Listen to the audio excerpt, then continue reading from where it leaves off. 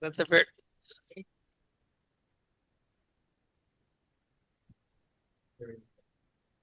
I love that photo of Atma. Looks very beautiful. Looks like she's in the rock somewhere. Oh, and there she is. Hello, Atma. Hi. I love that photograph of yours. That's Yeah, it's taken on the Sunshine Coast here. My husband took okay. it. Uh, Yeah, I thought there were some rocks. I could see some rocks in it. mhm. Beautiful. Yes, thank you. So hopefully someone had okay. Qualicum. Was there sunshine in Qualicum today? Tell me Like, there was. how do you mean? Like Like, any was the time sun out today? or was it foggy? It was kind of cloudy all day, I think. Okay, okay, that's okay. Just like here, All right. cloudy and foggy. Oh, we had like brilliant sun all day long on the Sunshine Coast. Oh, you Well, guys. you're on the Sunshine Coast. Yeah, that's Yeah, why. That's why it's called the Sunshine Coast. Right, yeah, exactly. Always sunny. I think we gotta change the West Coast to Foggy Coast, especially today. No, we actually get Foggy. a lot of rain too. It's just the last few days have been beautiful. Oh, lucky. I don't mind beautiful, but when you gotta be inside most of the day, it's like no. I don't want it. I don't. That's when I don't want it sunny. Oh, Victor. First reader. Do I have her?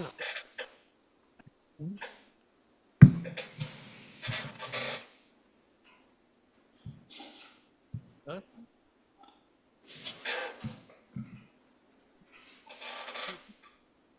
So we could start with Atma and then David and then.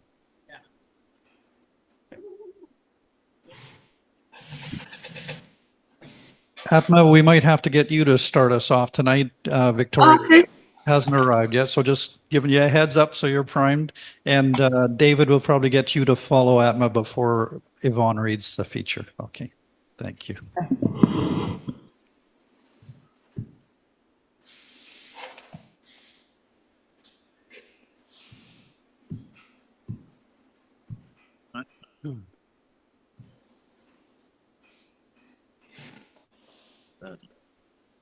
Oh, Maybe please it's Victoria. Please pick Victoria. Oh, maybe not. It's a ghost. It's a ghost reader.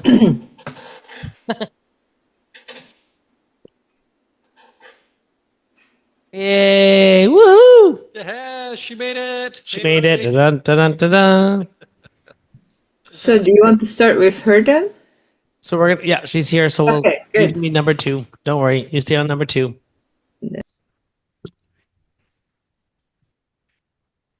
First base, second base, and then we have third base is Vic is oh David. Huh. Robbie, are we writing you in tonight? Or are we writing you in for an open mic slot? Okay. Your reader number. You're number 11. 11. I can't read here today.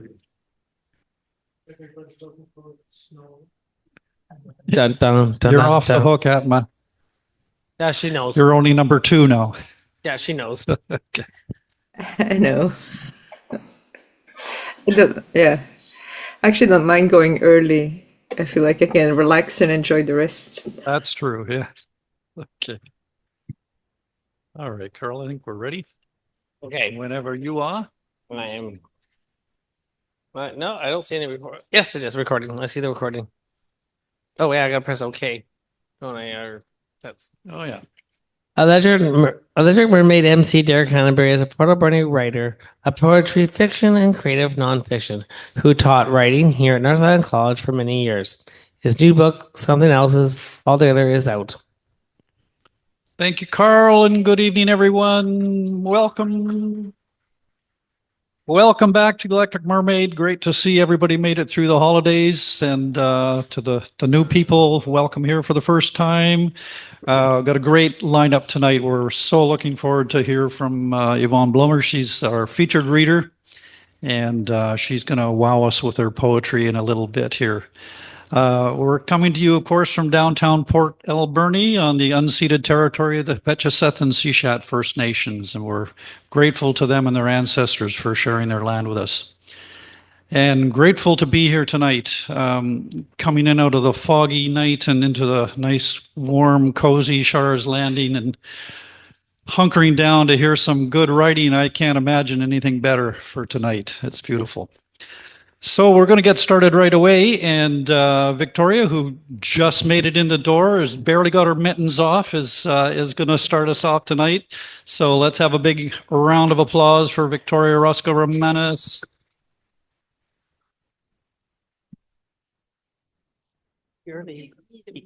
That's what happens.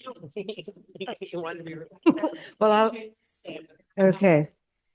All right, I'll give you a minute. But I apologize if it hadn't been for my commitment to Robbie, I was going to pick up and bring here, and also, of course, to you.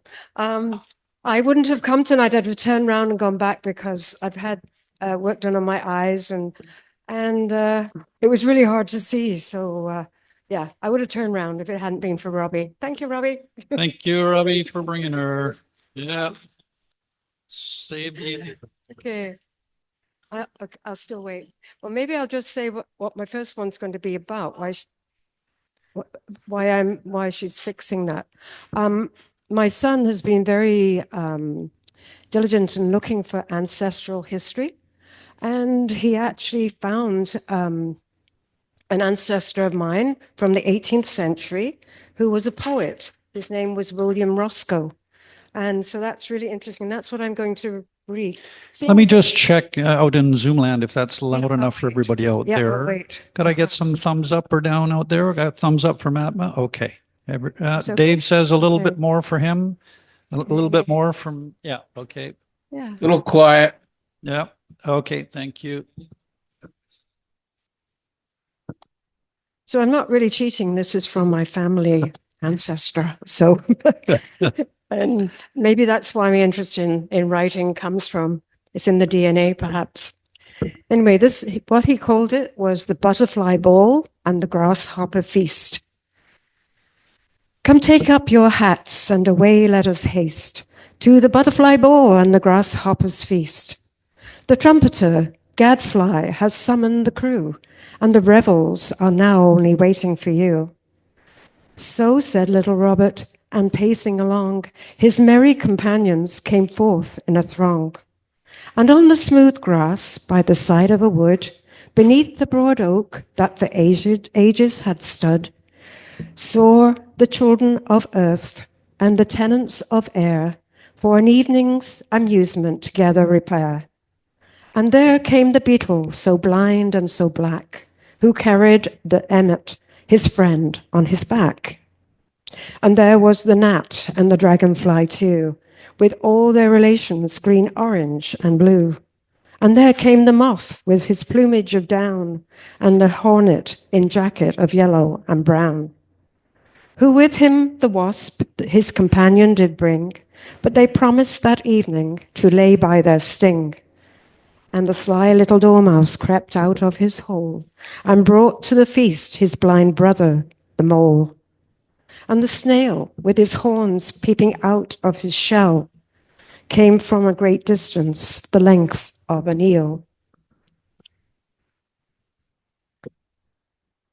Viands were various to each of their taste, and the bee brought her honey to crown the repast. Then close on his haunches, so solemn and wise, the frog from a corner looked up to the skies. And the squirrel, well pleased such diversions to see, mounted high overhead and looked down from a tree.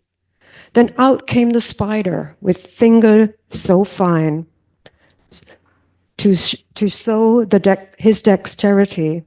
his dexterity on the tight line. From one branch to another his cobwebs he slung, then quick as an arrow he darted along. But just in the middle, oh shocking to tell, from his rope in an instant poor Harlequin fell. Yet he touched not the ground, but with talons outspread, hung suspended in air at the end of a thread. Then the grasshopper came with a jerk and a spring. Very long was his leg, though but short was his wing. He took but 3 leaps and was soon out of sight, then chirped his own praises the rest of the night. With step so majestic the snail did advance, and promised the gazers a minuet to dance. But they all laughed so loud that he pulled in his head and went in his own little chamber to bed. Then an evening gave way to the shadows of night. Their watchman, the glowworm, came out with a light. Then home let us hasten, while yet we can see, for no watchman is waiting for you or for me. So said little Robert, and pacing along, his merry companions returned in a throng. End of the butterfly ball.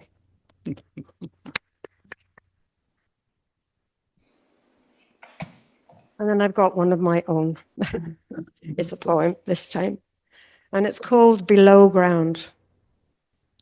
Look up, a beautiful blue sky. Sorry again. Look up, a beautiful blue and clear sky. Spirit soaring like a bird, able to deal with life's trials.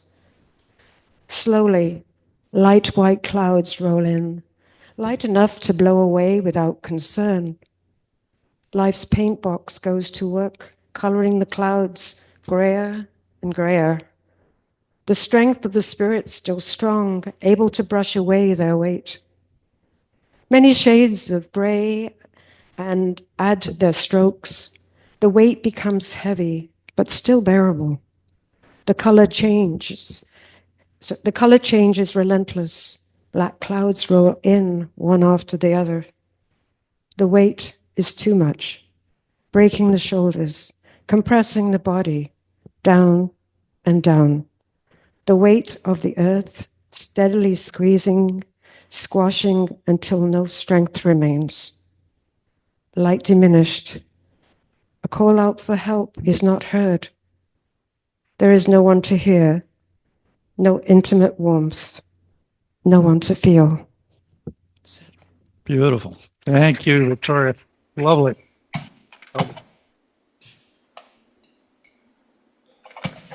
Yes, the apple doesn't fall far from the tree.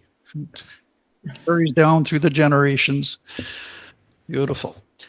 All right, we're back. Not back, but we're going out to Zoom land now. And Atma Frans is in the wings there, waiting to share some poetry, I'm guessing. Yes, I brought 3 poems. Lovely.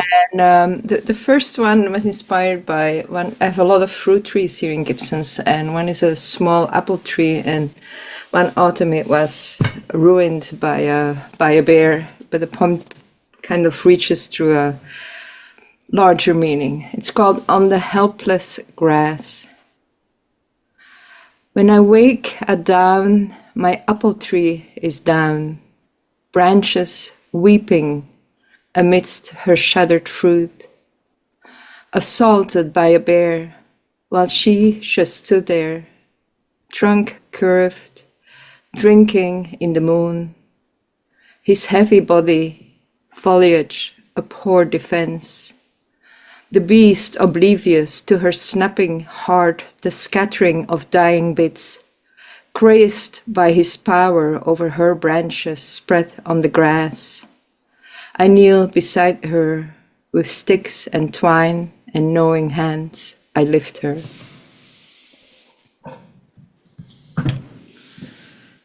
And the next poem, it's a poem I wrote in reaction to silencing, and it's called I Want to Sit on My Silence. I want to sit on my silence, dangle my legs from its lips. Instead, I'm stuck in its throat, scrambling up the slippery slope. Fingers slip on secret and spit. Shame sweeps down the tongue, clots in my mouth, lungs cough up goldfish and snake. I grab the tail of my rage. And then the third poem is called Feast.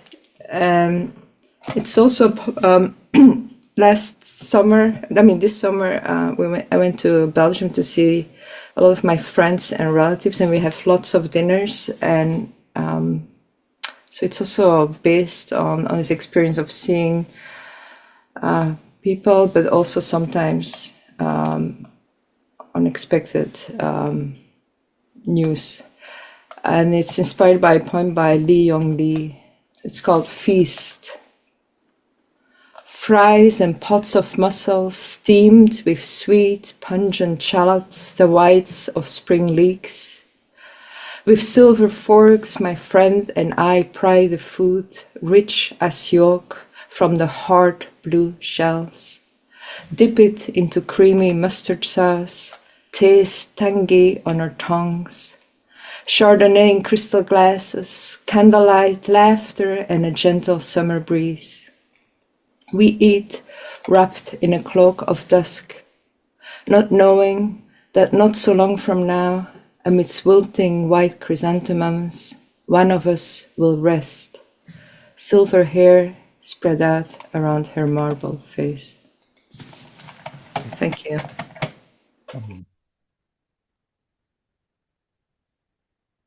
Condolences on the loss of your friend, but that was very beautiful. Thank you, Atma. All right, we're going to come live at Char's here now and have our featured reader. And we're so grateful to Yvonne and her family for traveling here to be with us at Char's on this chilly, foggy night. And Yvonne, for those of you who don't know her, she was poet laureate in Victoria for a few years, not so long ago. She's published multiple books of poetry, published internationally. And what can we say? She's a fantastic writer. And we're so grateful that she's here to share her work with us. And I think we're going to hear from your latest book, Death of Persephone. Yes, wonderful. Thank you. Thank you so much. It's all yours, Yvonne. Thank you. Yep, I am. Okay, just waiting to see if you were happy with me doing that. How's that? Can everyone hear me? Everyone here can hear me? Yeah. Beautiful. Hi. So it's great to be here, and I'm delighted that my sister drove and my dad came. A little Blomer fun times, which is rare because, life. So I'm going to read from Death of Persephone. Got all these little post-it notes. So first of all, thank you so much, Char's Landing, for having me, and Char and the team that makes this happen. I'm just thrilled and amazed by the setup you have. Too close? Good? Right into it. That's what I thought. I used to run Planet Earth Poetry, so we have to get intimate with the mic. Yeah, it's really great. This is amazing that people are coming from all over, and I'm delighted to be here. I'm going to introduce Death of Persephone to you a bit before I read from it. So it is a book of poetry, but it's also a murder mystery in poems. So it's a little bit unusual. If you don't know the Persephone myth, so Persephone is a young girl and is abducted by Hades in Greek mythology and taken to the underground, to the underworld, where she is made his wife. And while she's in the underworld, her mother, who's grieving, Demeter, makes winter. So no crops grow, nothing happens. The humans that the Greek gods have made are starting to starve, and nothing is going good for them. And eventually, while she's down there, Persephone also eats food from the world of Hades, pomegranate seeds. And because she's eaten those seeds, she can't just come back. She has to spend some of the time above the ground and some of the time in the underworld. And that's how it explains how we get fall and winter when she's underground, and spring and summer when she comes back to her mother. Complicated. But in this book, Death of Persephone, she's abducted when she's 7 and raised by Uncle H in a city that's loosely based on Montreal. And there's a detective in the city trying to solve a series of murders. And so the book is set in 2 time periods, the kind of present with the detective, and through time up to the present when Persephone, who's named Stephanie here, is growing up. Hopefully that's clear.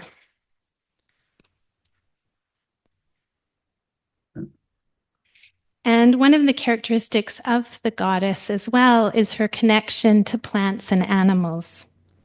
And so there's several poems in here that touch on different animals and plants. And I'm going to start with fruit bats. The Pteropus, fruit bats.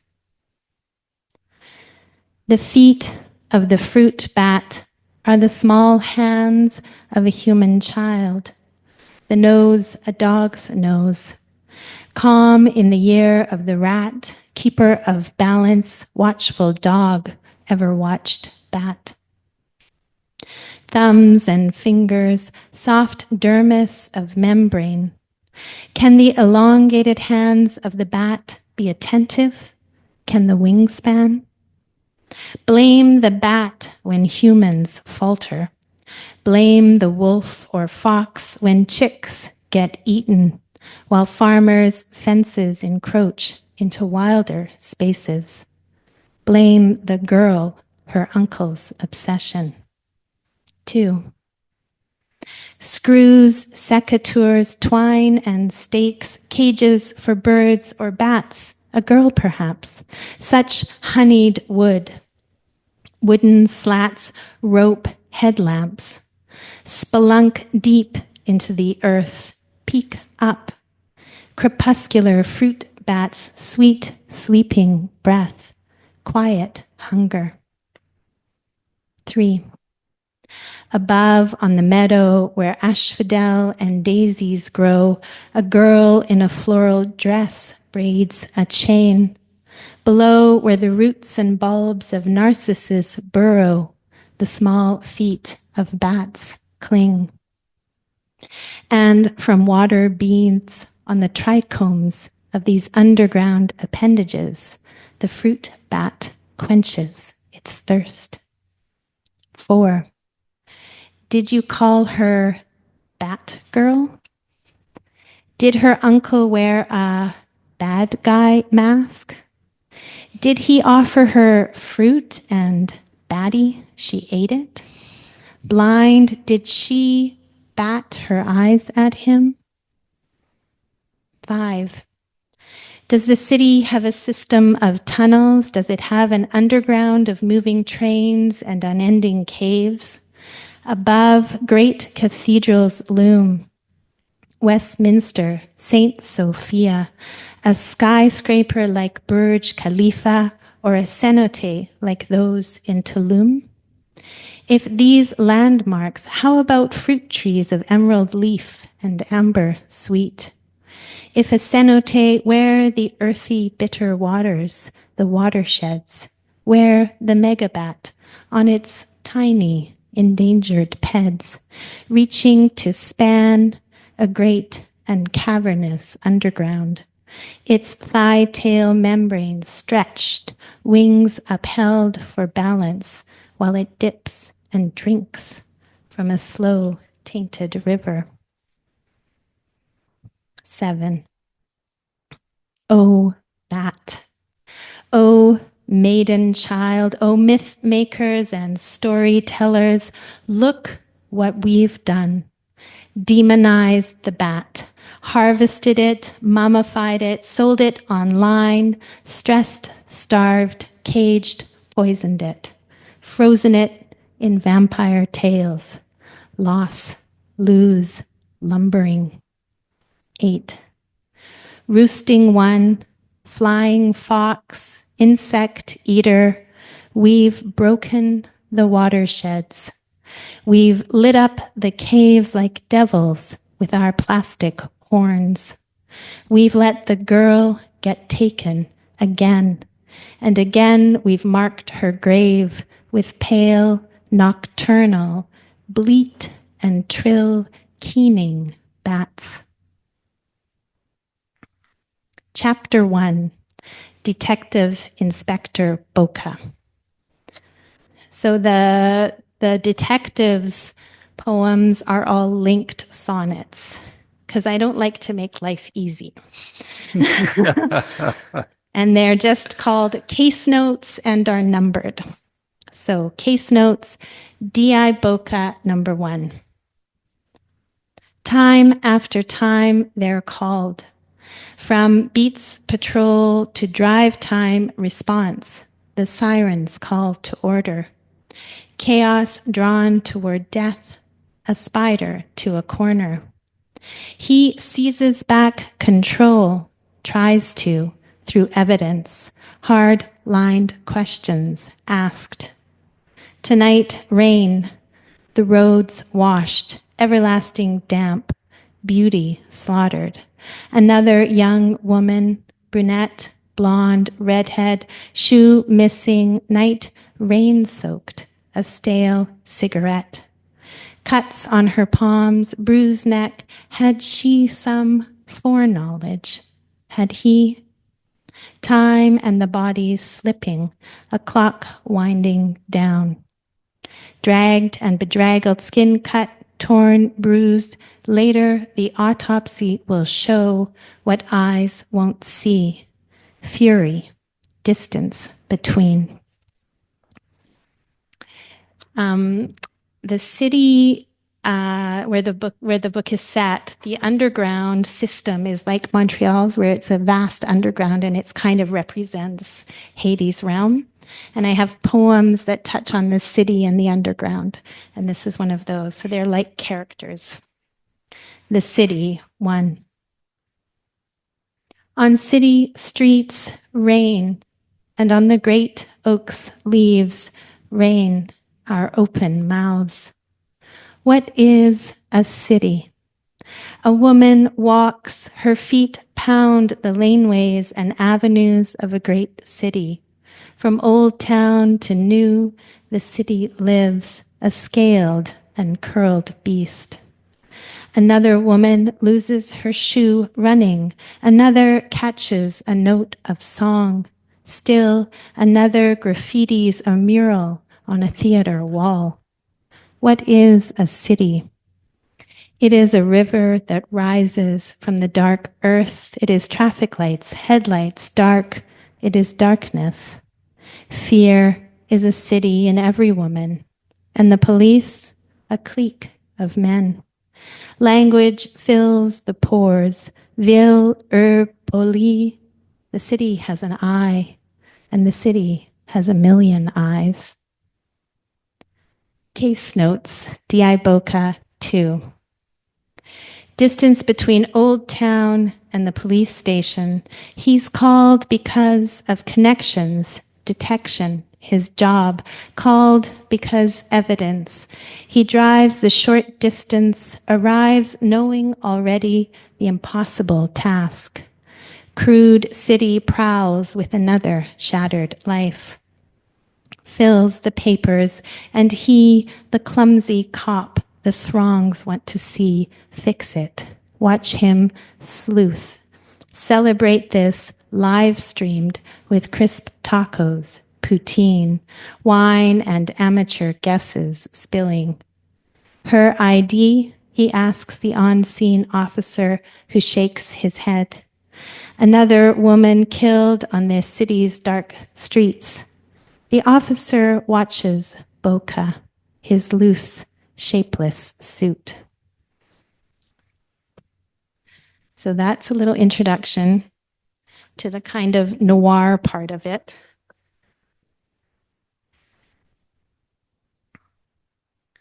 Chapter 2, we meet Stephanie, living in the underground. Descendant. So close to this, I feel a little uncomfortable. Hello, Mike. Descendant. Change in her pocket. Stephanie hops, skips to the escalator, descends ever deeper to the best bubble gum machine in the farthest corner, where chandeliers like pocket change tinkle, and Tom, her friend, hides from his grumpy father, who would rather be a truck driver, maybe a medic, a gardener, than work cleaning the uncleanable floors of this derelict subway system. They throw rocks down caverns. Listen, she says, listen. But they never hear them land. They trample flowers small as her pinky nail that find light enough to grow in these muddy crevices. Light along mossy tunnel walls she scrapes a nail through. Tom mentions his mother, but Stephanie shuns the very idea. Meh, she says, I never had a mother. The underground is a maze of secret places, delights. Uncle H's deep tenor, Tom's father's longing, both wanting something else. How far can you see in the dark? Tom asks. Way farther than you, boy, she shouts to him. They chase each other up and up winding trails, steep staircases pop out in the city, blind in the light. Race around the great oak tree, leaves settle at their feet. She kicks them, crushes the dried leaves, chases Tom back down and down to Uncle's souvlaki, Uncle's lamb shoulder, his pork shank, the meat sliced thin, served on pita, a pinch of lemon and dill. Her braided hair, black clothes, her red keds squeak as she runs into each mazed and dark place. The underground. Dark, gilded, rivered, the subway system is a world. It is a cavern of emergency exit red and burnt timber black. Dark, gilded, channeled, the subway system is a nightclub, a cafe, golden archers and mirrored mosaic spaces. Dark, gilded, roving. Trains move below the roots of the great oak, below the roots of the dark elm and the horse chestnut. A world moves, riven. Dark, gilded, corridored. Trains are coursers in the veins of iron ore, trace minerals, rare earths. Dark, gilded, molten. The subway is everlasting dusk, a vista of darkness. An overpass built for the serpent tram, screech of trains, of human voices. A dark, writhing movement. The subway is commerce and trade, bodies and goods, named and unnamed. First laid eyes upon her. This poem is, I've borrowed a bunch of lines from Stephen Fry's mythology book and woven them in so that it's kind of a conversation between Hades and Stephanie. My husband read the Hades part when I launched the book, which was fun. First laid eyes upon her. There was one powerful God. H bends on one knee to meet her eyes, who had laid his covetous eyes, green and golden, sun on leaf, upon the girl in her mother's garden, and had no intention. He holds out one fragile narcissus stem of respecting Demeter's wishes. He holds her gaze for all time. Hades, who is driven by lust, dizzied by her small hand on its stem, desires Persephone and wanted her fragrance, how her eyes narrow to take him in. For his wife, he stares until a crack forms in the earth. Zeus, Hades, and earth collude until she pulls the flower, to make the abduction possible from him, lifts it to her young face. The male usurps the female mysteries. She drops it to the ground. Later, he says, your mother left. She didn't really want you, and I wanted you, my little helpmeet, my child. He's really creepy. How am I doing for time? Couple more? 4 more minutes. 4 more minutes. It's all So a good. couple more poems. Yeah. Life on the Underside. Stephanie laughs at Tom when he thinks they live in the underground. No, silly. We live in a house. We live in a basement suite up the road. We live there. I live there with Uncle H. Tom laughs when she never wants to go outside, says playground slides and swings are so boring. We can run and run free, in and out and up and down, and find hidden places, the corridor of murals, the wall of mirrors, the dolls, the abandoned shopping mall-like spaces. She asks him why he'd want her to be like other kids, like girls who love flowers and painted things, but he catches the blade in her voice. One day she's in pain, something on her neck she can't see. She shows him and he cringes a little. Ouch, Steph. What is it, she asks. Dunno, he tells her. Some insect bite, some rash or burn maybe. Well, it sucks as much as slides and swings, she says. Then besides, all pain should stay in the past. What about when we grow up? He changes the subject, skin crawling from the marks on her neck he won't describe. I don't want to clean the underground, Tom tells her. Let's go to university.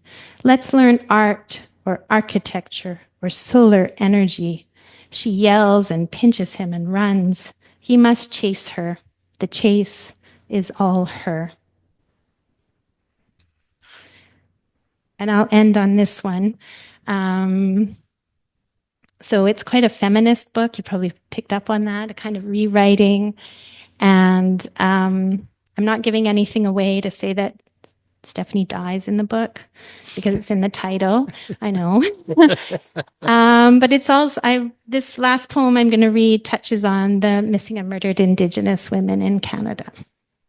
I wanted to, bring everyone in a little bit. So I'll end on this. Corridor.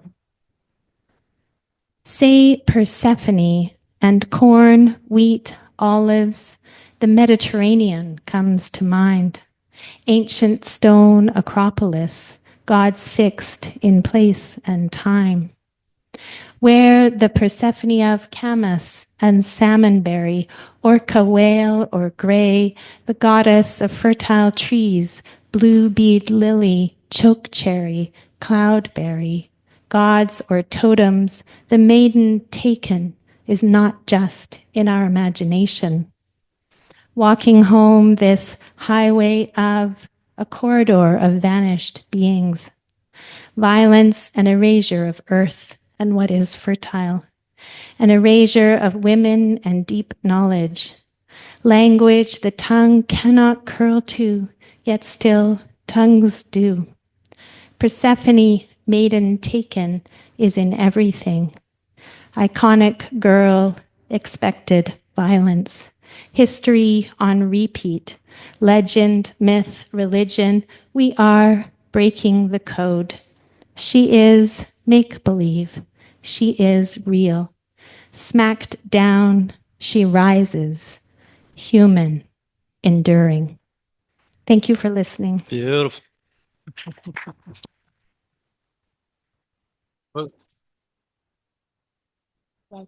Well, yeah. So if you can stay there, and we'll just do a little Q&A. There, Sure. people might have some questions for you. I just want to say how much I enjoyed that, Yvonne, and how wonderful it is for the weave that it is, the braid that it is, that you bring in these themes and intercross them, and it's large and encompassing, like you said, bringing in so many disparate things. And I'm just curious, in your process, did you have like an overall vision at the beginning to do that, or did that kind of evolve? Were you doing some separate braids that then you saw how they linked up? I'm just curious. I did from the beginning have a sketch of what I wanted to do and knew that I wanted also the nature poems.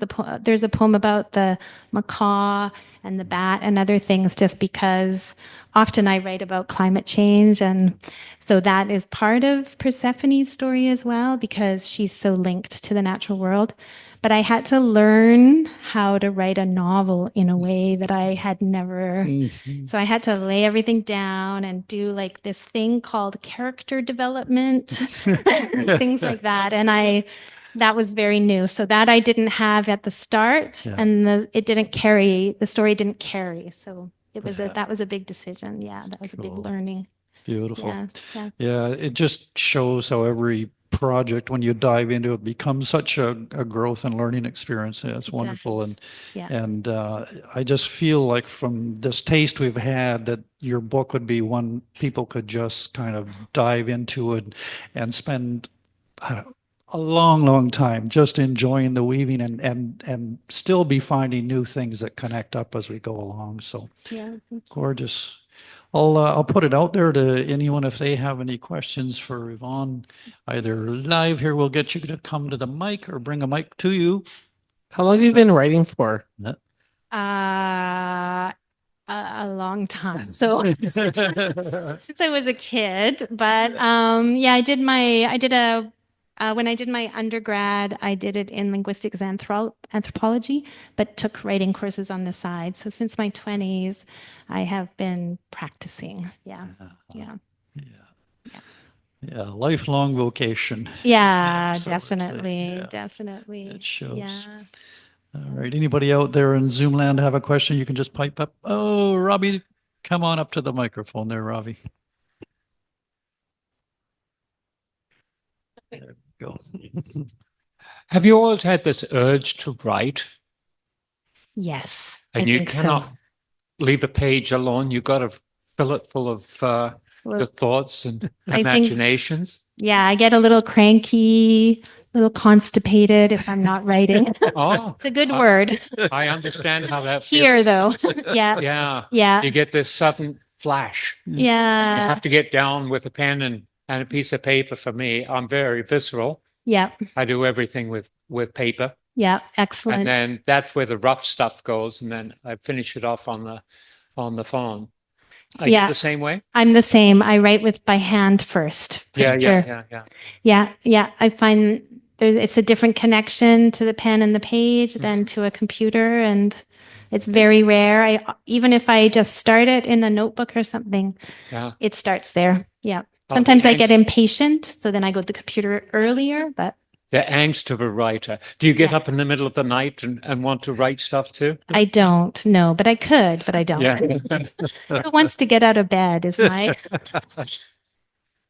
Yes, you've done that, but then you look in the morning and you're like, that doesn't make any sense. I don't know what that's about. Yeah. I sometimes wake up with some wild ideas and I've got to write it down. Yeah. In the morning you go, what's this? Yeah. A red car and... I've totally done that, yes. Well, thank you very much for your reading tonight. Thank Very you. interesting. Thanks. Extremely interesting. Yeah, beautiful. All right. Anything else out there in Zoom land? Going once, going Atma, go ahead. Just click on there. Okay. Yvonne, I was wondering what made you decide to use poetry to rewrite this narrative of Persephone rather than prose? Yeah, it's a good question. A friend has read it and was like, you should have written a novel. And I was like, but I kind of did, didn't I? So I think I wanted to allow for the lyrical of what I was writing rather than focus on the narrative. I was concerned when I was doing that, learning how to write a novel, about going too far towards a novel. I wanted the lyrical, the musicality of language. I wanted the detectives to be in sonnets. So. Yeah, and also related to this, what do you think was won and what do you think was lost by doing it through poetry rather than through prose? I guess you don't, you have to trust your reader to kind of come along with you. And you don't fill in as much. So you get little snippets of the character, you get a little snippet of background, whereas in a novel, you'd fill in all that more. So I think it's a difference for sure. I'd love to have it done as a graphic novel, actually. So, because Yeah, it's very visual in my mind. So. right. Well, I thought it was very visual listening to it. I thought it was very engaging and intriguing and it's, yeah, very evocative of the whole world. I quite enjoyed it. Thank you very much. It was very successful. All right. Beautiful. All right. So maybe just mention where your books are available, Yvonne. Oh, sure. Yeah. I brought copies with me, and it's published by Caitlin Press, which will be familiar to those of you on the Sunshine Coast. Caitlin Press used to be a Sunshine Coast press and now is in Qualicum on the island, but available there or bookstores. Beautiful. Awesome. Okay, and it's also in the chat for those out in Zoom land if you want to access from there. Great. Yeah. Perfect. Thank you. Karl put it up there as always. Our efficient moderator was on top of it. Thank you so much for that reading, Yvonne.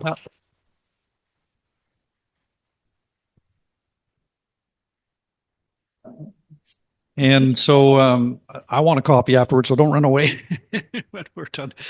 And I'm sure Yvonne will sign them for anybody who wants to pick one up here. And her other books are there as well if you want to have a browse. So, all right.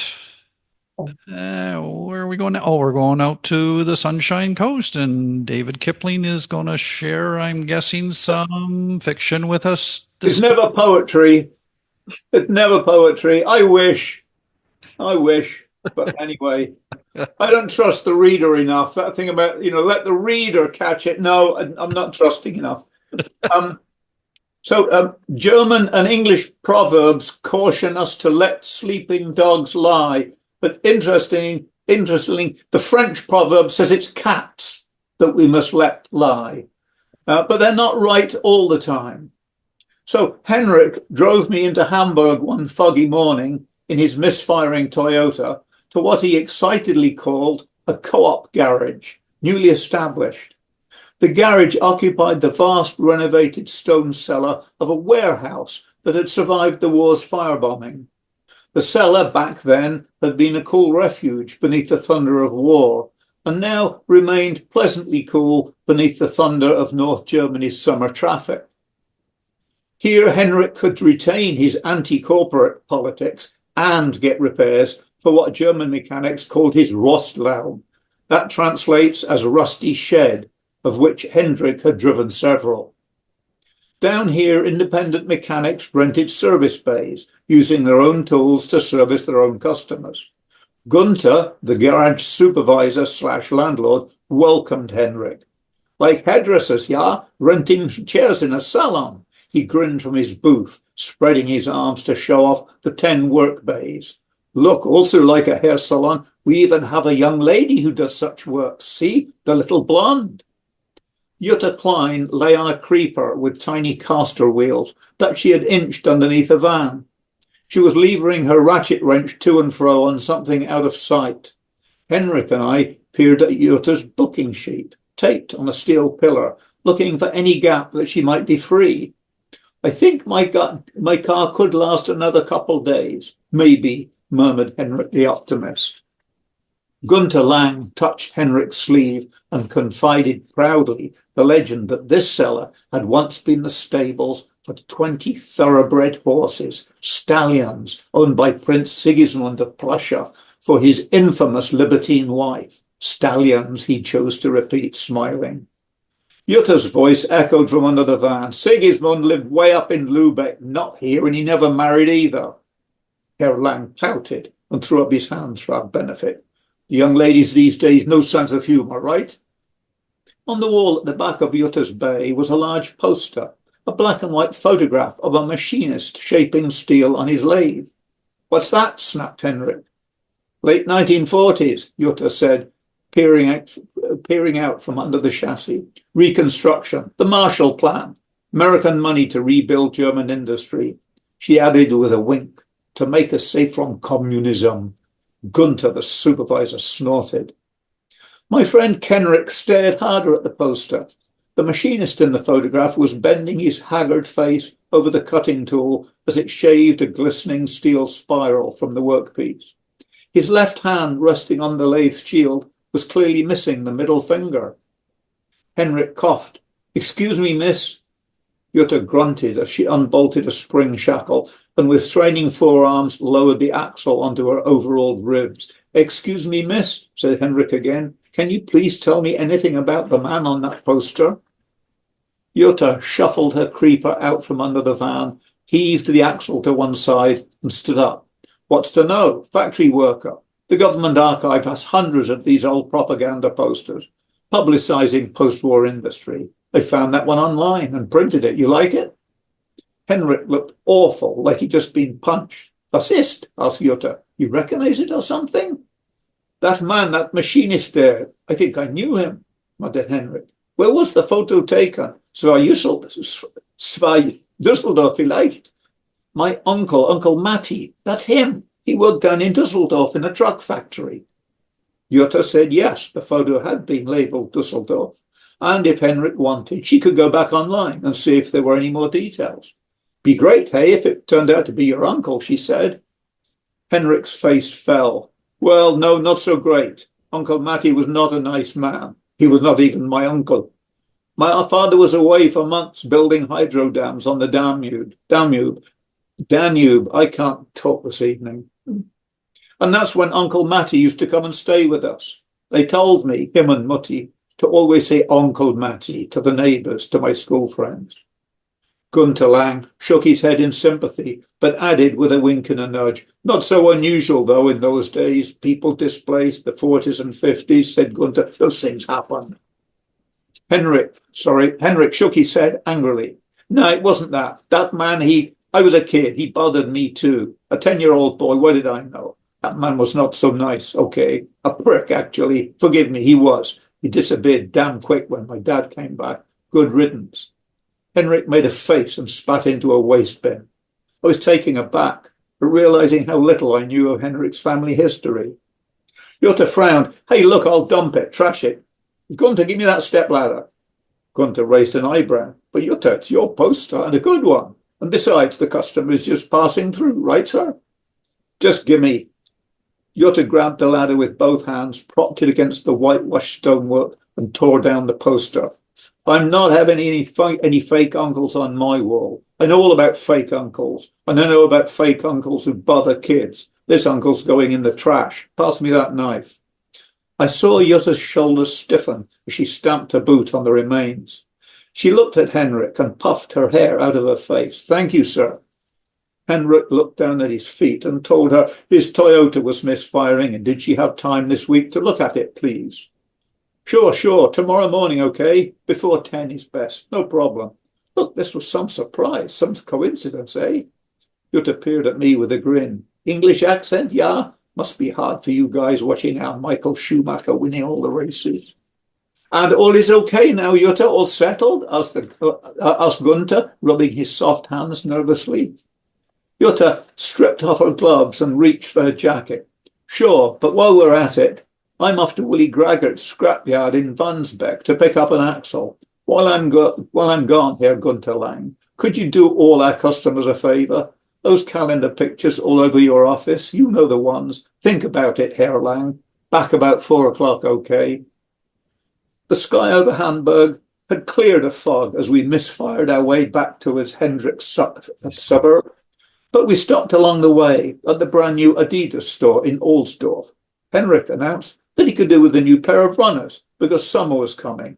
And besides, I'd never seen Ohlsdorf. And anyway, what the heck? Thank you, David.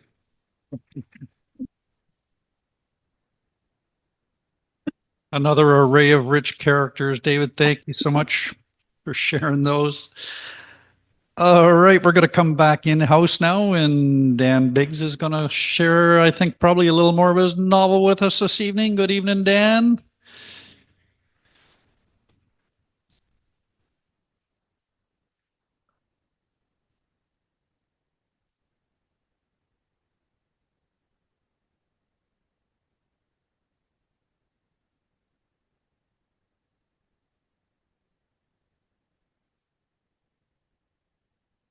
So how's that? That sounds Is it good. good? Yeah. Everybody hear Dan out there in Zoomland okay? Yeah, we got thumbs up there, Dan.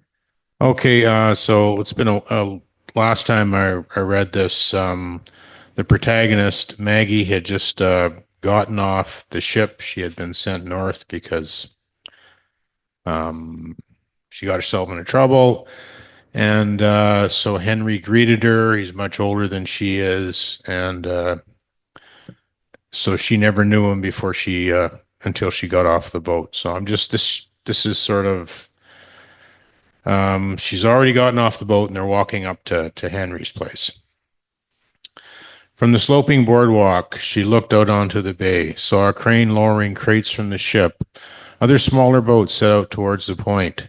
Passing people stared at her with wide eyes before glancing away. This way, Henry said, pointing to a large house on a knoll. That's my place. He briskly stepped ahead and after a short distance mounted the steps and swung open the door. After you. Maggie stepped up into an enclosed portico. Henry stepped past and opened a second door. An old Asian woman mopped the floor. She looked up to meet Maggie's eyes, and her face turned from a broad greeting to a clenched half smile. You were supposed to be done, Henry said.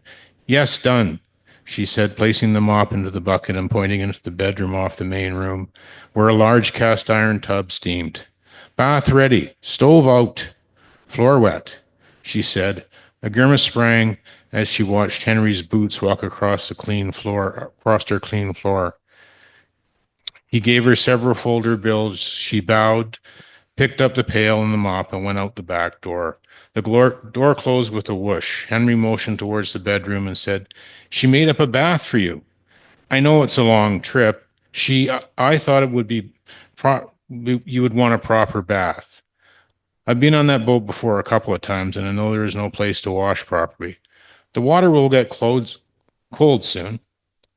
The house smelled of soap with undertones of must from wet clothes. Maggie's didn't know him, didn't know the cleaning woman, didn't know anyone here. He can't possibly expect me to stay here. To bath here, she thought. Isn't there a place for women to stay? A dormitory or something? Dormitory? Yes, where else would I stay? No dormitory, Henry said, shaking his head. Not for women. There's a bunkhouse. Women don't stay there. What about a church? A dormitory for the church, for the nuns and the priest? There's no church. Not yet, anyway. We've been planning to build one. Once in a while, a preacher comes in on a boat, but there's nothing permanent. As Henry spoke, Maggie shook her head and blinked rapidly. She looked around the kitchen and dining room and noticed a large paned window. Light from the window was cut into squares from the glazing bars and diffused into the room in long, lustrous columns where specks of dust loitered. She stepped towards the window and took in the view of the stirring bay and the wood-framed village juxtaposed before it. Where am I going to stay? She said in a strained voice. Here. Maggie tried to look into his eyes, but she was distracted by the red lump of scar tissue. Her seeing flickered between his blue eyes and the red lump. Her chest was falling in. With distress blunt, she said, We're not married. I don't know you. Henry made a closed smile, turned his back and stepped into the bedroom with the cast iron tub, placing the bag on the floor, then stood in the doorway. You can stay here. This will be your home. Henry's profile was cut in half by a shaft of sunlight from the window. His head was in shadow. She could not see his eyes. Maggie finally exhaled again and looked out the large pane window and saw the strays of people moving past. And what will they think? What will they say to each other? How can we live here? How can I live here? I wouldn't worry about what they think. They all think we're man and wife. Man and wife? A dead soul passed through Maggie's heart. Her eyes searched the shadow for his face. I've never met you. I don't remember. Didn't know until I was on the boat. Oh, he said. On the boat? Yes, the boat. Where did you think you were going? To a church school, to a place for nuns. Your father didn't tell you about me? Not until the boat. I've never heard about a nun school on this part of the coast, and I've been here for years. Maggie knew she had been lied to by the people who were supposed to be truthful and protect her. Now the completeness of the deception feeded her. Her face blanked, her lips parted. Why would you tell people such a thing? You're old enough to be my father. I thought it would make things easier. You can stay here, and they will think everything is normal. Normal? Maggie didn't feel her jaw drop and her eyes flare. The thought of knowing him in that way burned in her throat, filled her mouth with spit. She felt centipedes on her skin. His arms dropped. I'm sorry, he said. You can stay in this room. My room is the other one. The one with the bath is yours. It was the lifting of a plow harness from her shoulders. This town has potential, he went on. I know it doesn't look like much now, but it's growing every day. Oh, okay. Beautiful. Thank you, Dan.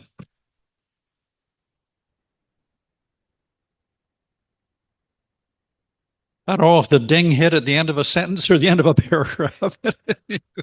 So, yeah, it's all good. Anyway, I appreciate the synopsis at the beginning. That helps place us and feather it into the story. So interesting how it's evolving. Thank you.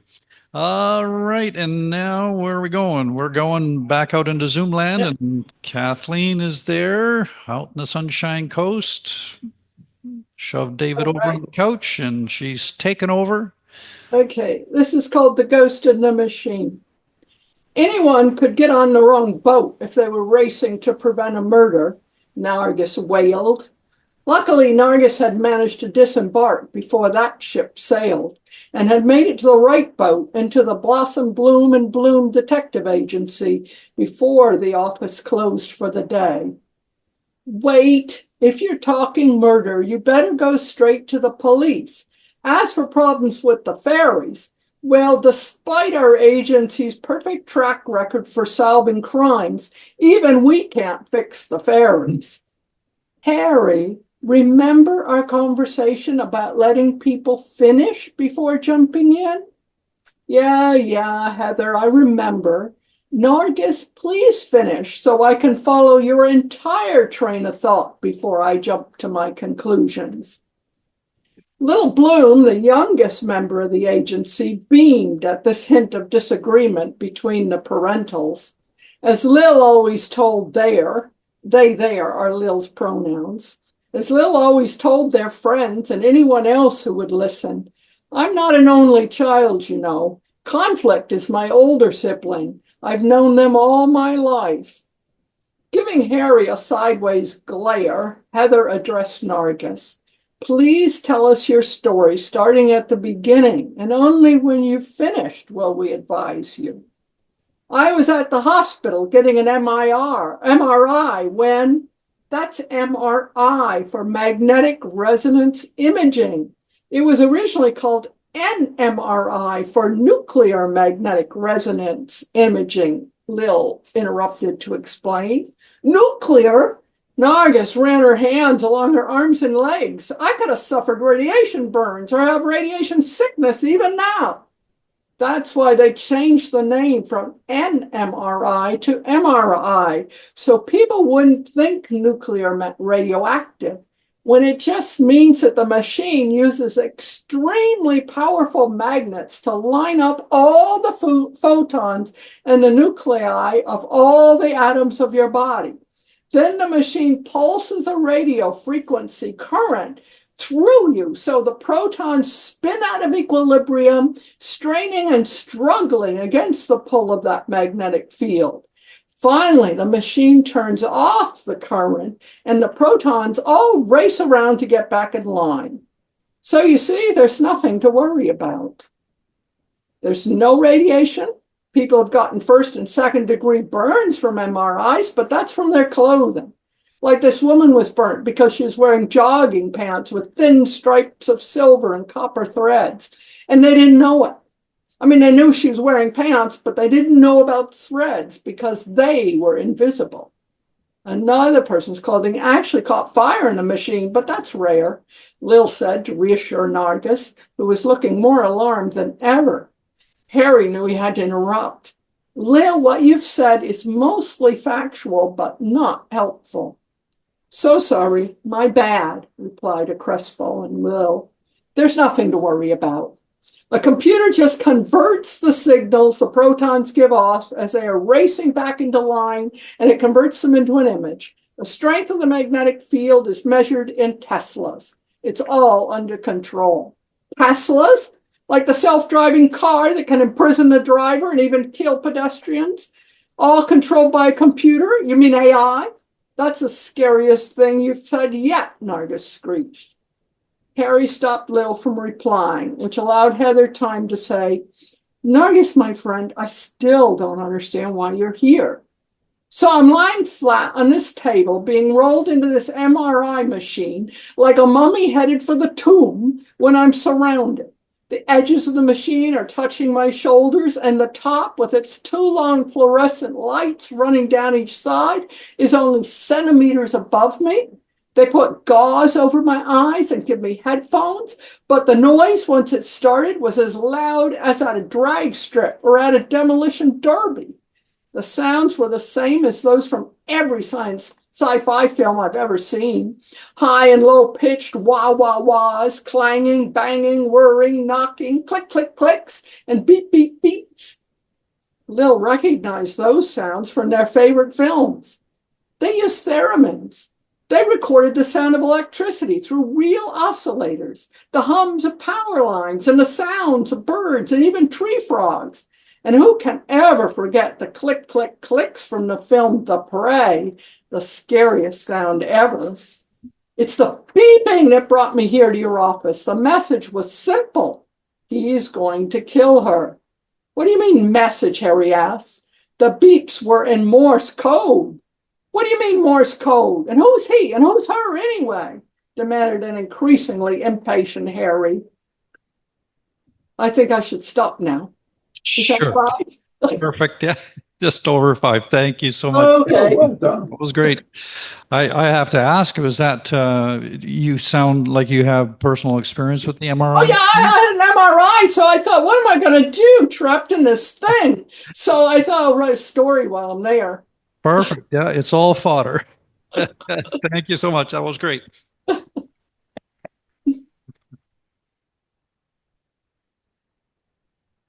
All right, we're going to stay out in Zoom land for a little bit. And Jennifer Wen is next over there in Ontario, in Chile, Ontario. At least it was. I don't know if it still is. But Yeah, it's been an old-fashioned January out here. all There's right. been a couple of days where it didn't get above about minus 13. Wow. That was the high.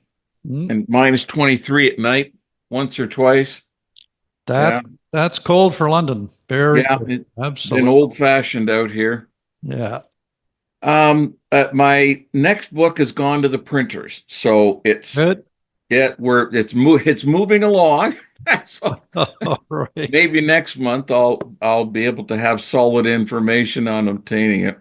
Excellent. I'm going to go back to something from Here Through the Silence that hopefully this fits. Maybe it may be a shade over 5, but forgive me, it won't be much. I did it a few years ago, but for a few different reasons, I thought I'd bring it out again. It's part of a larger suite that should be best read, altogether, but the piece works by itself. It's called Pink Triangle. Okay. A sneering, macabre ostinato grounding the entire horror sonnet din, Nazi mania for speciation of the condemned, rooted in the infamous yellow star, branding as accursed in ancient faith, culture, and tradition. Here in Auschwitz, the star modulates to a clamorous fugue of triangles, green for professional criminals, black, a grab bag labeled asocial, swallowing up the Roma, sex workers, the homeless, and more. Red for political prisoners, purple signifying Jehovah's Witnesses, yellow for the Jewish people, overlaid with another triangulated color to achieve the mandated star.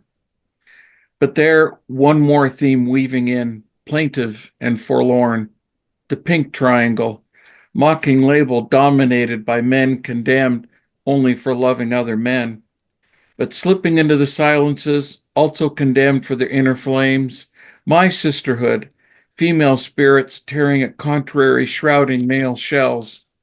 Blessed to be born in a different time and place, now transitioned from Jeffrey to Jennifer, my newly integrated mind's eye sees Chamber Jeff myopically scan the display case and pass on. Jennifer from her subconscious prison, insistently importuning, but heard as just a mysterious, fleeting susurration. Miles and milestones later, my memories are remade, imbued with new meaning, and pen in hand, I spiral through that pink triangle, tripping over the decades to the 20s of another century, an entr'acte between violent cataclysms and wondering, what if this was my time? What would I have been? Most places are tormented butterfly locked in imperishable masculine amber, tagged pervert, insane, degenerate, never to feel the sun or hear my wings whisper on the wind. But Weimar period Germany, the Great War then a nightmare past, Hitler a distant rumble expected to fade, daring, decadent, doomed Weimar, its beating heart at blazing Berlin, an ephemeral, roiling crucible, a time of Bauhaus, Albert Einstein and Thomas Mann, Brecht and Weil's Threepenny Opera, Marlene Dietrich and the Blue Angel, prostitution, drugs, and the black market, wildly uninhibited cabarets, and much, much more, a tumultuous symphony spacious enough for even my pioneering sisters to have a part, tremulous but growing. Permits to publicly present our true selves, Magnus Hirschfeld's Research and Medical Institute, our own magazines and nightclubs, headlined by the infamous, amazing El Dorado, above all being seen and heard, casting off shame and having community. Maybe there I could have shattered the unyielding chrysalis and found my voice. Then the clanging chimes at midnight proclaimed onslaught of the Hakenkreuz and its minions, diversity now deemed noxious plague, the entire pink cohort, gay and trans, in modern terms, repudiated by families and former friends, pilloried, hounded, step by step, books burned, Hirschfeld's Institute torched, El Dorado perverted to Nazi headquarters, arrested, people of all the triangles designated for thraldom and disposal in the camps where pink sank into the abyss, given the most arduous assignments, despised even by other prisoners, many driven to suicide, their SS slavers incited to new depths of depravity, all because our inner stops reverberated with chromatic notes, and mine, no doubt, would have been deftly snuffed, never to be resounded. Witness a curtain crashing down, our little song crushed by an ushered-in Götterdämmerung, hemorrhaging death and hate, a scene repeated over and over like a record needle stuck on Wagner's lyrical savagery. My forgotten sisters and brothers, revealed or hidden, self-aware or suppressed, we have always been here. But this time was different. You were convention shakers, mold breakers, trailblazers, and came the howling midnight klaxons. You paid audacity's highest price and, obliviated or not, were pitched with so many others into hell's waiting maw. Now, here I am, comfortable for the moment, but for the unceasing etheric corral, odd, guilt-stained, grateful, scribbling. I shed lonely tears of pride, for before those fatal klaxons, my sisterhood fought another war, invisible, soul deep, one I know well, a desperate sub rosa pas de deux, shame and hope whirling on the razor's edge, and all those decades ago hope flung aside the inherited, imposed, manly shroud, divine feminine spiritus finally dancing free like evanescent will-o'-the-wisps amidst a marsh. Turning, I sing out that your lives had value and meaning. I quiver with anger at the assassins who tormented and butchered you and others like us to this day. Horror-bound and uncomprehending, I weep for your suffering, a profound drop in a bitter, agonized ocean. May these few words be a memorial from one who, having seen it, cannot and will not forget, and who honors and exalts the hidden realm of the Pink Triangle. Thank you. Wow.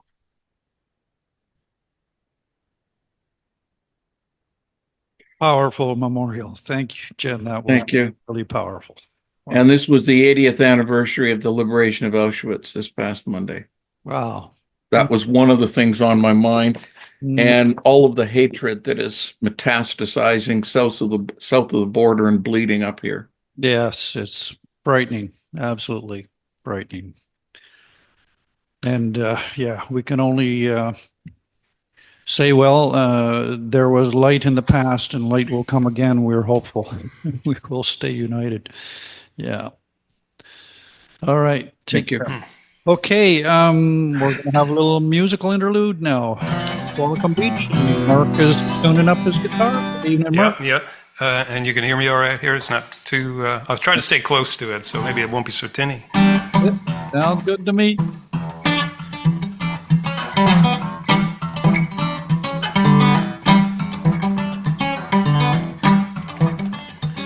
Jennifer is going through a messy divorce. She's in the movies, which makes it our business, of course. Finding joy in someone else's pain is kind of an obsession. There's a word for that, I'm guessing. It's in group yay, out group nay. That's a circus act that we call the day. You gotta wonder in all the thunder whether up is over or over is under. Black is white, white is brown. Make up something crazy and go to town. There's a boom, a wreck and ruin. And the darkening clouds in the gathering doom. Don't hold your breath. Taking a room down the hall at the end in the deep and gloom. It might scare the wits out of you. Question is, what you gonna do? Used to be you could meet people face to face, but the meta-universe isn't built that way. There's big piles of power that gotta get smaller if you got a friend. You better call her, there's no lying down with a lamb. That's the sizzling sound of the devil's frying pan.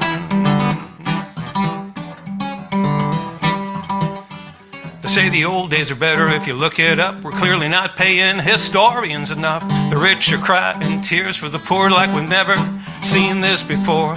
The game is called divide and conquer, and it's getting hotter by the hour. There's a boom, wreck and ruin. In the darkening clouds, in the gathering doom. Don't hold your breath. It's taking a room down the hall at the end in the deep and gloom. It might scare the wits out of you. The question is, what you gonna do?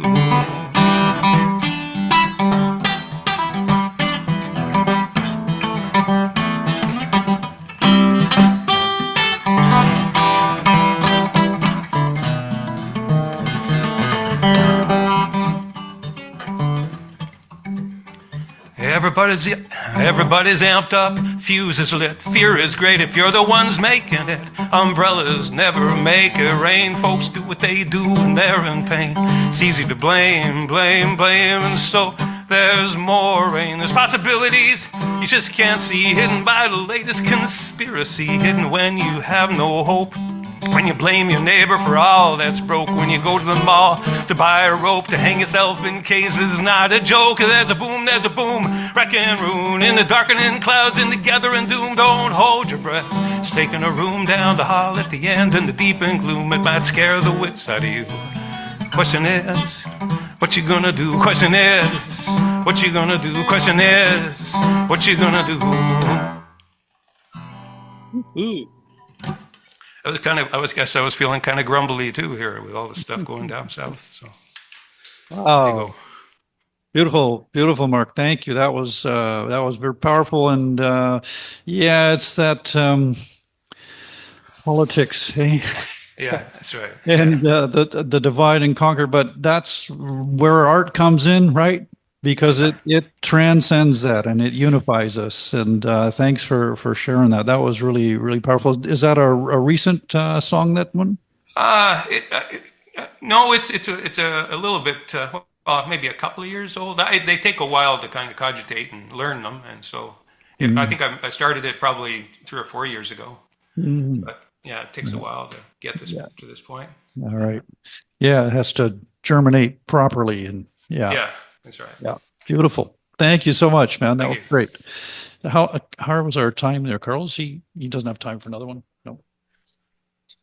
Yeah. You got about 2 minutes. If you have a short one you want to do, Mark. Short one. I don't have too many short ones. Let's go with Mr. Van Camp then. I think that would be. Yeah. All right. All right. We'll move on then. Thank you so much, Mark. Thank you. So going to Peter Paul Van Camp up there in Denman Island. Good evening, Peter Paul. How are you? I'm well. Actually, Derek, I'm you know the expression enjoying poor health. That's what I'm doing. I am actually enjoying this cold because I got it from my grandson when I was visiting in Winnipeg last week, and the little fella's definitely in my heart, so he may as well be in my sinuses as well. It's like having him around. I'm going to continue on this theme in a sort of an allegorical way. This is a piece that talks about why I might never care to set foot in the good old USA ever again. And I grew up there, you know. So listen up. This one has its moments, I think. It's always called A Plain Fool is Just an Expert a Long Way from Home.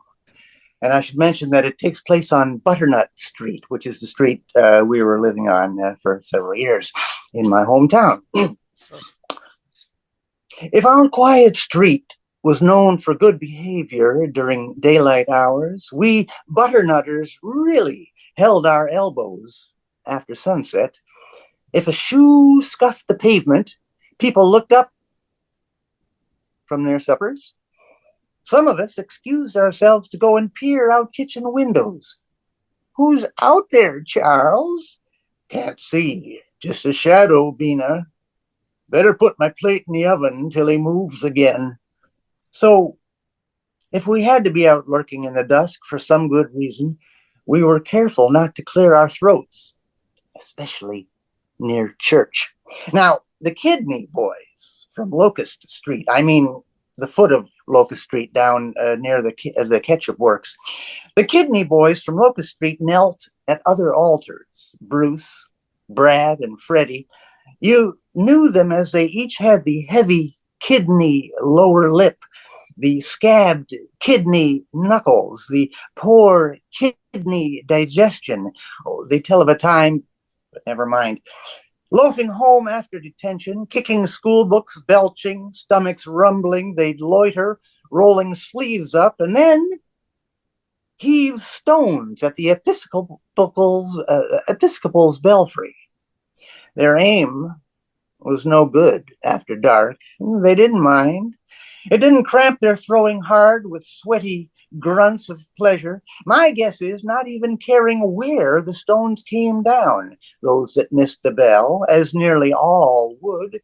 And these were not pebbles, and these were sturdy boys. These were sturdy boys. Now, while we did our homework or towel dried the dishes, we could hear windows shattering in houses where we knew the people, or in cars parked carefully, owned by local figures. Stones clattering on shingles, stones glancing off of porch swings, and rarely stones rang the bell, and there'd be whoops of roaring.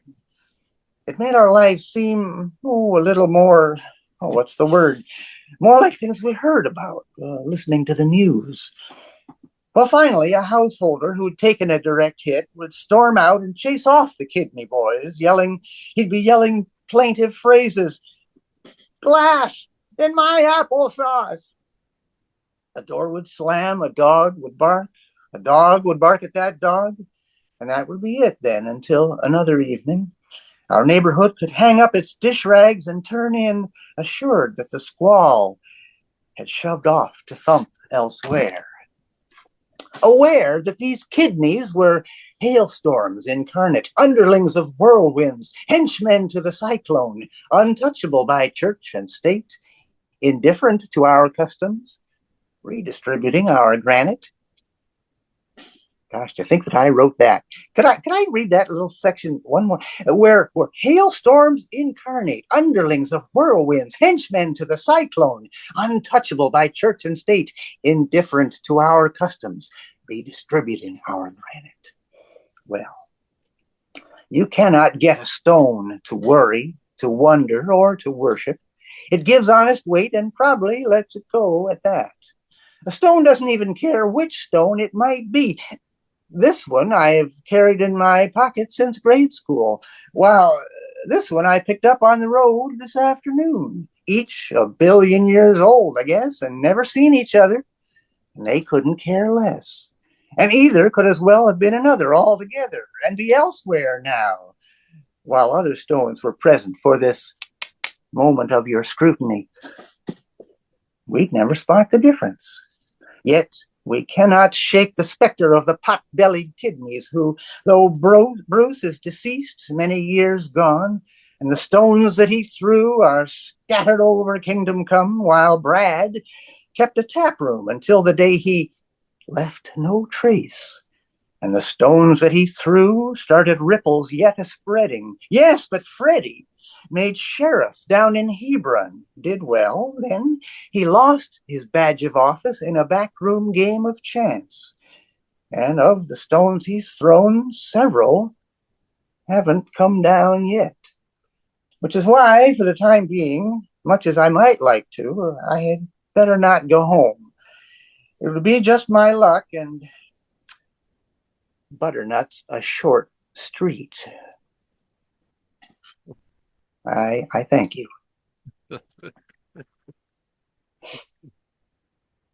Thank you very much. Entertaining as always, Peter Paul. Thank you so much for. Thanks, Derek. Yeah, bringing us back to the old days and then jerking us into the present. Thank you. All right. We're going to come live to Char's again now, and Karen Poirier is going to share some more prose, I think, with her. Where are you, Karen? There you are. Come on up to the microphone. We'll have to bring that. We'll bend that down a little bit to your height. I think you'll probably be okay. How's that? That should be all right. That works? Yeah, just keep yourself close to kissing that mic and all will be well. Okay. This is a little bit more from the book 1000 Days. In spite of the difficulties and the darkness in the prison camp, the young man did manage to find ways to have a little fun. In their hut, potatoes were everywhere. They could be hidden under mattresses, behind books and boots. They were shoved into corners where they weren't easily seen. Lloyd volunteered to work in the kitchen, cooking meals for the Canadian prisoners in their hut. Their only challenge was to keep Operation Moonshine hidden from nosy guards. Once they'd swiped enough potatoes to make the mash, Dan managed to sneak out of the kitchen at the end of the prison compound with a giant-sized soup pot and its lid. "Don't need soup in the summer anyway," he'd said. Lloyd laughed a little to himself. Not all of the potatoes they grew would make it to their tables or to the storage shed. Can't wait to try out the home brew, he thought. Bob knew a little about making it, and it didn't take long for a group of 6 Polish prisoners to join in and contribute their expertise. Bob's eyes twinkled. He shared the fun he'd had at Saturday night dances at home in northern Saskatchewan with his prison mates. Tea blanc, Bob called it, flashing a sly grin. It was something the Polish prisoners immediately understood. In a low rumble of conversation and gestures between them, they collaborated on a recipe and set up a fermentation bucket to get it started. They'd had to use their spare cigarettes and most of their chocolate to bribe a guard to procure barley mash. Sugar and yeast could be lifted from the kitchen stores. Bob, Ray, Dan, and Lloyd sat around their makeshift table after dinner playing poker, and in quiet voices began to round out their plans for the potatoes. Now, we got the potatoes, we need to cook them, Bob said. Where are we going to do that? Dan answered. They got the burner in the kitchen. Dan's got the big pot. We just have to find a time when we won't be noticed, Bob answered. He threw 2 cards down on the table. The Krauts don't bother us much in the evening. What do you think? Ray asked. You got the sugar and the yeast? Lloyd asked. He took a card off the deck. Yep, barley too, Bob said. He looked at his cards and frowned. What did you tell that surly-faced guard we needed the barley for? You know, said we couldn't crap. We needed some fiber, Bob said with a chuckle. Think he bought it? We got the barley, didn't we? We can set the burner up in the kitchen after everyone's in bed for the night. How about Sunday, after the lights are out, Ray said. Perfect. That's tomorrow. Sunday it is. The guy upstairs won't mind us having a little fun, Dan said. One by one, the potatoes were retrieved from their hiding places and brought into the kitchen. In the semi-dark twilight, they were washed, peeled, and cubed. As the potatoes cooked, steamy dampness rose up from the bubbling pot and clung to the kitchen walls. Lloyd stood back. His eyes kept wandering to the hut door, then back to the group of men working in the kitchen. He couldn't tell exactly what they were doing, but from their collective stance and low rumble, the men circled around the pot were seriously protective of their project. Lloyd was curious. He was able to peek over Bob's shoulder, and open-mouthed, he watched while sugar was added to the cooked potatoes. He caught a few words from the huddled men. Make sure you, and that's how we used to make it. And finally, okay, now you can add the yeast and the barley mash. When the group parted, the pot had started to cool, and the lid was tightly secured with a tie-down rope. Now we wait, someone said. We got to hide this somewhere. It takes about 2 weeks for it to ferment, Bob said. Out of the momentary silence came a suggestion. I know. Those barrels we sit on look like one of them would hold it. Got a lid on them too, Dan said. Dan and Lloyd carried the fermentation pot out of the kitchen and put it down beside one of the barrels. You know, it just might work, Dan said, looking at the circumference of the barrel. He lifted the lid off it and peered inside. It's empty. Help me lift it in. It was a perfect fit. The men looked at each other with cocky smiles and puffed up chests. Ray placed the lid on top of the barrel, and Bob patted the top of it. There's a good girl, Bertha. We'll pay you a visit in a couple of weeks.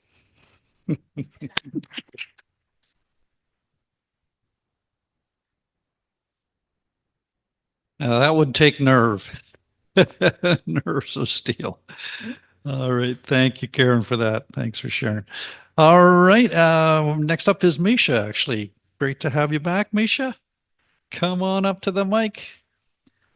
Cheryl, pop that mic up a little taller there. Misha probably has it under control. Hi, everyone. I am Misha Monroe. It's my pleasure to be here amongst such talent. I am a singer-songwriter. I quit about 8 years ago. So technically, this is my first performance back. I am trying to get back to my first love this year. This song, I wrote it about 9 or 10 years ago. It's called The Chase, and I hope you enjoy it.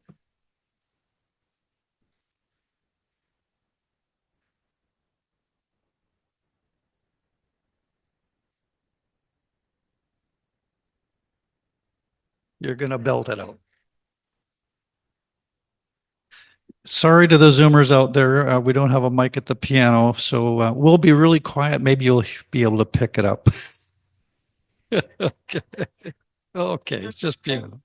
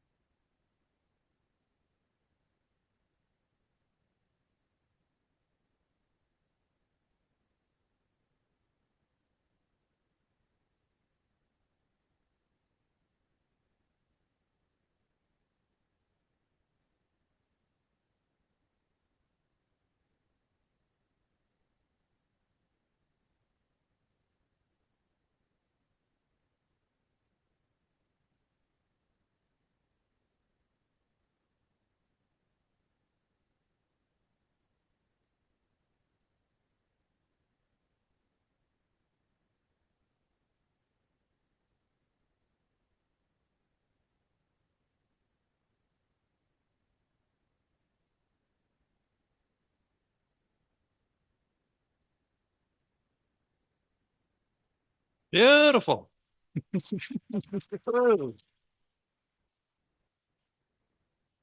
That's awesome. Wow, if I could play like that, I never would give up. Don't give up, Misha. Yeah. I'm so in awe of people who can play the piano. I tried. My daughter and I took lessons together, and every recital we went to, I would fall apart. She would practice just the night before and do it perfectly.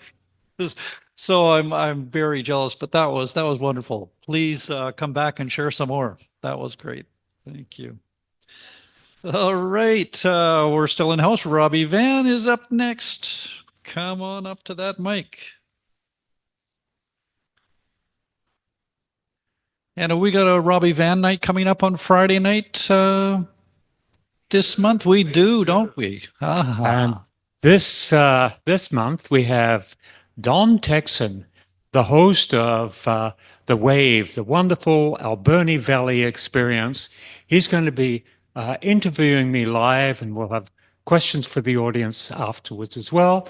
And then I'll do a short concert after an intermission. So it should be a fun month this month. And next month we have pardon me, Nathan, Dick, and his daughter Tiana are going to be my musical guest on the Robbie Van show. So, all right, as we go forward, we're going to have another 6 months of guests every month, and I'm just thrilled with where this is all going. So. It's been wonderful being able to be here at Char's. Thank you very much, Char, for opening up the house for me. That's so very kind. It gives a performer like myself a chance to get out there and really spread my wings. And speaking of spread my wings, this is called Fairies Are Working Here. Fairies are working here, spring's on her way. Flowers are blooming, they're all Luna's play. Take me to Leverland, where the lost boys stay. Live long in paradise, Wendy's magic way. I was walking through the valley in the shadow made of fears. Quaking in my body chills, couldn't stop my fears. The light it flew into my heart when an angel caught my eyes. Creation here and watching you, imagine my surprise. Take us now to Neverland, playing in my dreams. Sail off on to paradise as a siren sings. The twinkle, tinkle of fairy wings and laughter, how it rings. Wendy is the happiest than she's ever been. A whole lot has changed since I was born. I felt like a child, I was broken and torn, finding my path to the guardians inside.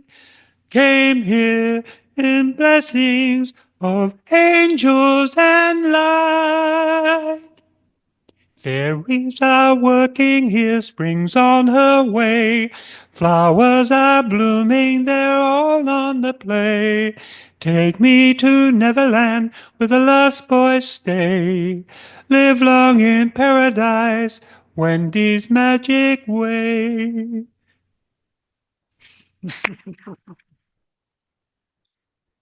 That's just a snippet of my Forever and Neverland play that I'm writing. I'm also writing 3 other plays.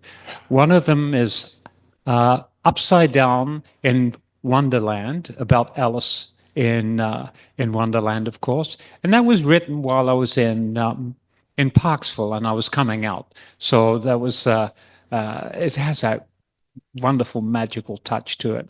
And then finally, the last one, which I haven't quite finished yet, is All Roads Lead to Oz, because I was educated and raised in Australia. So a lot of it has to do with the kind of society that we had there, very mean. They were burning gays and gay clubs, and there was a lot of nasty stuff going on in those days.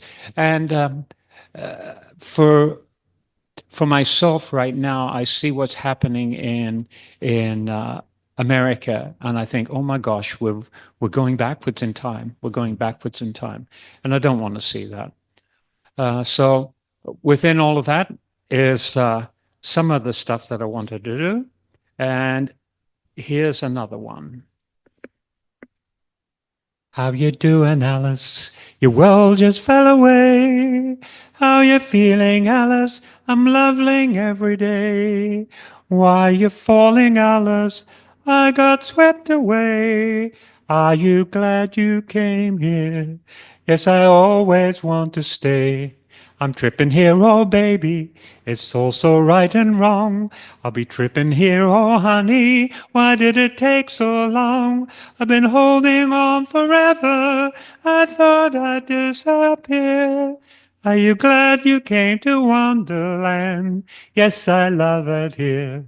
So how you doing, Alice? The Cheshire Purser style lays away my days, playing all the while. I be life a bouncing with the birds and bees. Wonderland so happening, and Alice sure is pleased. Alice, she is glowing, walking through the trees. Mushrooms here are growing, bring them to me, please. Alice now is floating, and the teapot, oh, it danced. And the music came and held her trapped. Oh, Alice is entranced. I'll be tripping here, oh honey, are you the chosen one? I'll be tripping here, oh darling, a soul that dreams of song. I'm waiting here forever, counting off the years. Now Alice lives in Wonderland with music in her ears. Beautiful. And the fun is that on Friday, I'll be putting it to a guitar. So come on out, check it out, and a lot more fun besides. Thank you so much. Thank you, Robbie.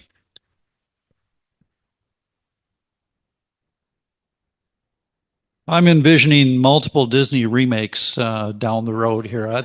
You know, the time may come. It would be wonderful, wouldn't it? Yeah.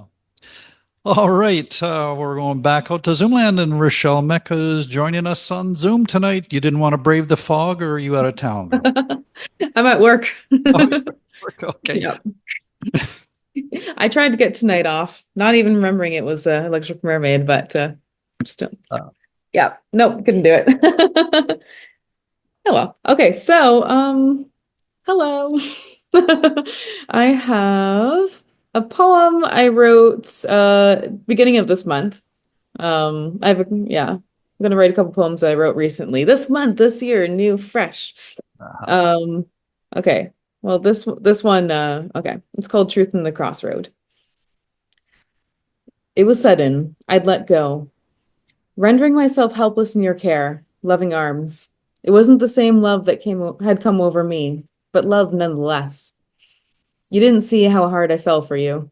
You left the room and I went crashing down. Thought I was being reckless. Wasn't that at all. Was it fun and then necessary? No, a true connection was there. I'd lost track. It was perfect. Then it changed as quickly as it came on. Flicking off the switch is much harder than flicking it on. The switch disintegrated. Power still running to the bulb. Poet meets poet. Sorry, it's over.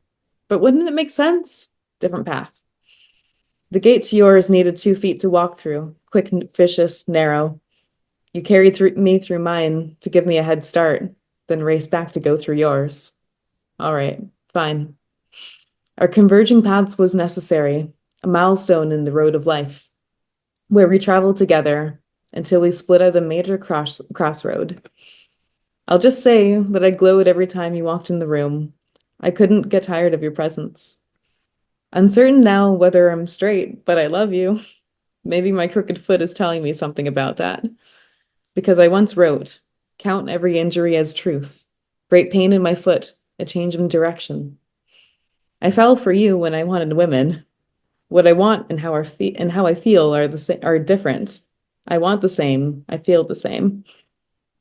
Healing has awakened so many love feelings, overflowing yet in pain. Once again, find my spot in the Dharma wheel. There is love. There is resistance to love. There is truth. Truth says, set yourself free. I am free. Gratitude. Looks like drinking tea, bowl after bowl, as it was and will continue on.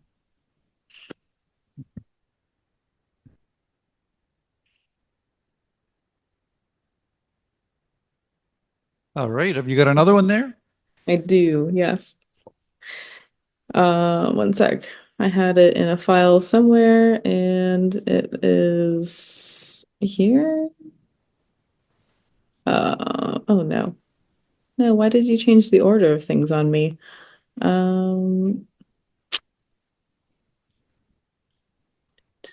Yes, okay. There it is.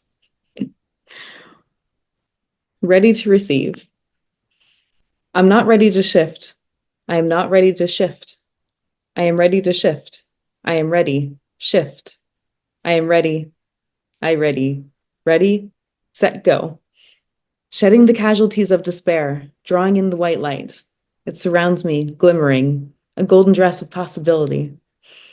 When my heart can feel the future, it is then I will be set free. Reception will guide me forward, pierce the veil and let me see. Right now, the void says pure potential.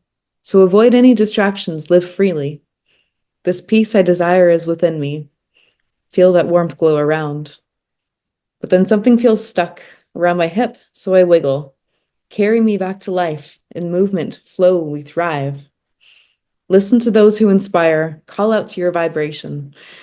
The emptiness is calling me to see. It will only echo back my energy. I receive, I receive, I receive. Nice. Just stay open, just be an antenna, right? And let it flow in. Exactly. Oh, you know what? I have one little haiku I wrote yesterday. Okay. Rose petal falls down. Breath of life is now transformed. It will grow again. Sweet. Thank you. All right. We hope we don't get you fired, but thank you for tuning in with us. Appreciate it. All right. I'm going to pop up to the mic and read a piece to close us out tonight.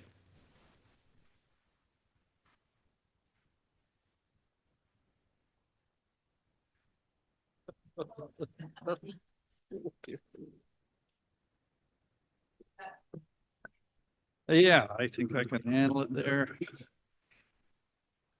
How's that? All good? Everybody happy out in Zoom land? Can hear okay? Yeah, I think so. All right. I'm going to get a little political here. Sorry, I can't help it with what's going on in the world. A little piece of creative nonfiction I want to share with you. It's called The Simplest Equation in the World. And it's just kind of an amalgamation of synchronicities that came through in the last week or two, had to flow together. I saw a movie once about two friends who went for a day hike in Death Valley and got lost. Their water ran out on day one, and long story short, one of them died of dehydration before the remaining hiker stumbled onto a highway and flagged down a passing car. Among other things, the film brought home how we come together when things get desperate, and how quickly that can happen when we find ourselves stranded in the desert. My friend Johnny stopped by the other day after getting back from 2 weeks in Mexico. He told me about Alejandro, his taxi driver in Ixtapa, who spent 7 nights walking in the desert after border guards chased him and his brother. He spoke it like it was nothing, Johnny said. But can you imagine 7 nights in the cold sand, afraid to light a fire or waste the traveling time on sleep? Then he spent 2 years pounding nails in Texas, living under the radar at his sister's house while saving up to build his own casa back in Mexico. The whole crew were illegals. He said they lived like scorpions under a rock, afraid to go anywhere but to work and back, even though he spoke English like a gringo. He said it was all worth it now. His family has a house to live in. He and his father take turns driving the taxi, and everybody eats 3 meals a day. He said it like there was nothing else that mattered, said Johnny, like happiness was the simplest equation in the world.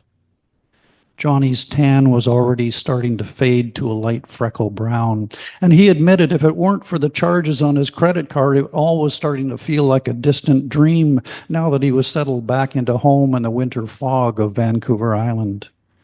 Anyway, he said, the women were in the back seat of the taxi soaking up Alejandro's story like it was maple syrup at a pancake breakfast, and by the time he dropped us off at the beach, they insisted I pay him triple the fare. Did you do it? I asked. Oh, yeah, he said, happy wife, happy life, and we both laughed. It was a couple of nights later, I was scrolling through the algorithm's latest pics on YouTube and came across the video of the Episcopalian Bishop Budd talking to the newly inaugurated president and his VP, J.D. Vance. The title read something like, Bishop tears into President Trump. Always happy to see an overinflated ego punctured. I clicked on the bait and watched spellbound as the bishop addressed the old man directly. She spoke to him about the fear of many people in the LGBTQ community we're experiencing right now, as were the many law-abiding, tax-paying, undocumented immigrants who are washing America's dishes and planting and picking and processing America's produce. She talked about mercy and the merciful God that Trump claimed helped him get elected. And it wasn't just what she had to say that was so obviously hard for Trump to hear. It was how she said it and where she spoke it from, not from a place of contempt or disgust, but from a core center in her heart that was rooted in compassion and concern. It was clear river water flowing over time's smooth stones. She spoke it like a prayer. And I watched Trump and his sidekicks' reactions closely, hoping for even a tiny flicker of light on their supposedly Christian faces. The president shifted his gaze to the floor and did his best to make his countenance look like it had been freshly carved in Mount Rushmore. Trump's children in the row behind were all doing their share of awkward squirming, trying to avoid the heat of what was being spoken.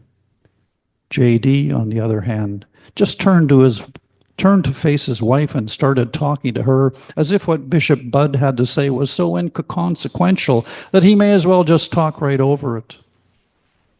That's when I noticed that his wife was having none of his side talk. She was locked onto the words that were flowing out of the bishop's heart, and her undivided attention to those words was rendering JD invisible. And the First Lady, Melania, was similarly fixed on every syllable right to the final amen. I thought about Alejandro then, and his 7 hellish nights in the desert, and his simple equation for contentedness. I thought about the difference between those women and their husbands, between people who live connected to their hearts and those who lose touch with them.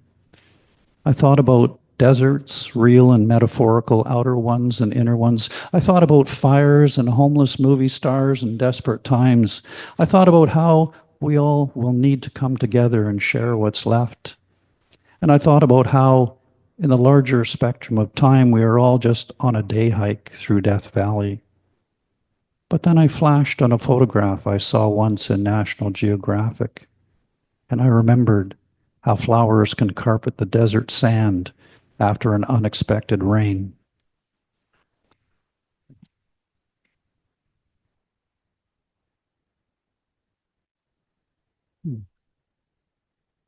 Thank you. We live in wild times. We're all buckled up to see what happens next. Anyway, thank you everyone for being with us tonight. Thank you especially to Yvonne for sharing her beautiful work wherever she went.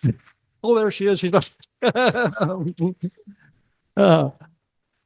that was a real treat, and I look forward to grabbing your book before you sneak away. Thank you also to all you open micers who shared your hearts with us tonight. It was, as always, a very eclectic evening and delightfully entertaining. Thank you, of course, to Char for hosting us here at her beautiful establishment, Char's Landing. Thank you to Sheila for keeping us fed and watered from the back room there. Thank you. Thank you to Karl for moderating. And remind me, Karl, who have we got for our featured reader next month? Karen. Karen Poirier is going to share. And thank you to Derek. All right. For keeping us on our toes too. What's that? For keeping us on our toes. Oh, okay. Yeah, no problem. Anyway, thank you. Take care, everyone, and keep writing. And we'll look forward to seeing you all on the last Wednesday of the month next February. Here before we know it. All right. Take care all. Good night.